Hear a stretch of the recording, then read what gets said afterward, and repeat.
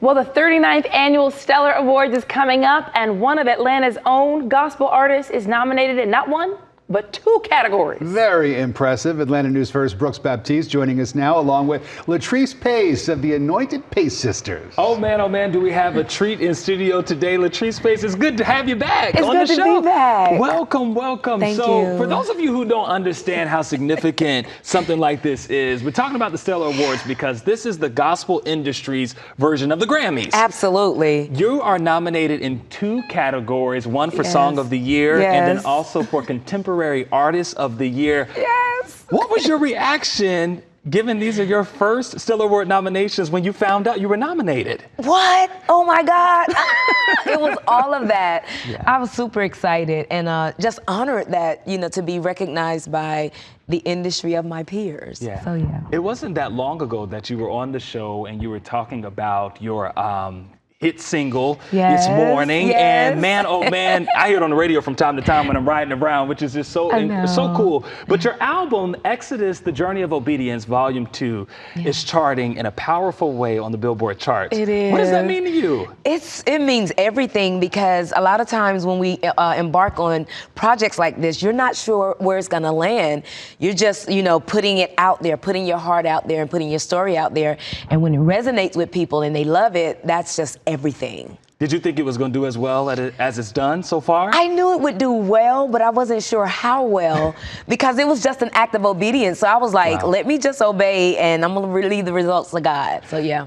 You're a part of the Anointed Pace Sisters, and I like to call that gospel music royalty, because even if you're not from the area, Atlanta has a lot of transplants now, me being one of them. It's but okay. You can hear the sound of a Pace sister, and you already know that's got to be a part of the family right there. You've been at this for quite some time, for decades, obviously, with several of your sisters and now doing your solo thing. How are you able to keep things fresh and keep it going?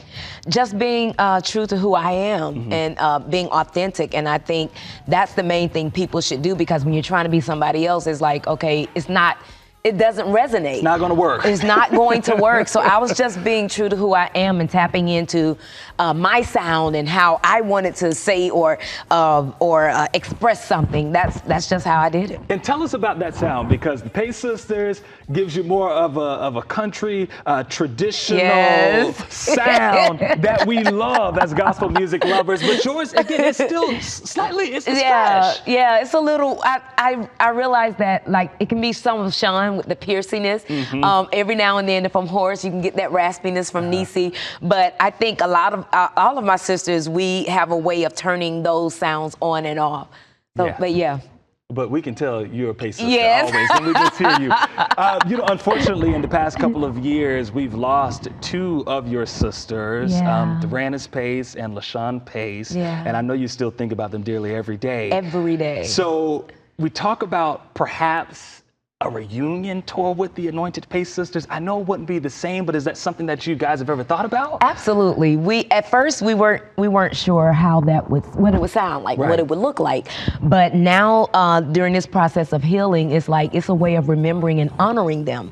So yes, we are definitely embarking on something like that with not just the sisters, but also with my nieces and my nephews, because they are fire. So music is in the blood, apparently, and it has been passed down to the next generation. It's running all up and through there. I love that. Musicians, singers, not singers, but singers, all of that and so much more. Speaking of the next generation, you've been doing something recently where you're taking it upon yourself to mentor some of the others who are maybe up and coming in the gospel industry and just in the music industry as a whole. Yes, I'm blessed to be the artist in residence at the Wilson Foundation for Performing Arts and Sciences. And we've partnered with the Harlem School of the Arts, where this fall, actually, we're going to be mentoring some kids and doing citywide auditions to form a choir. Wow. Yeah. So you're just staying busy, then you're also making your Treacy treats. Absolutely. We got the It's Morning granola. Red velvet, peach cobbler cakes, cookies, everything. Oh my gosh. Yeah. Yo, she is so vibrant, and this is just her spirit, and I love that. And we are so excited for you and so proud of you and rooting for you as you head out there to Las Vegas. Thank you, Atlanta. For the Stellar Awards. Let me ask you this, is there any way we can support you regarding your Stellar Awards nominations? Just keep streaming and listening and following. That's pretty much it.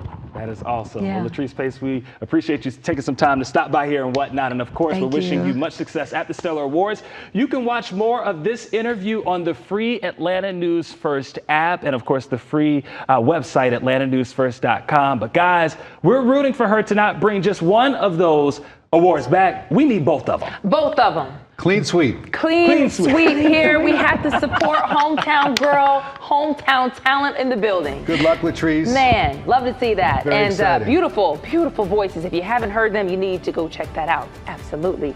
But that does it for us. Thank you so much for watching us on Atlanta News First at 8 o'clock.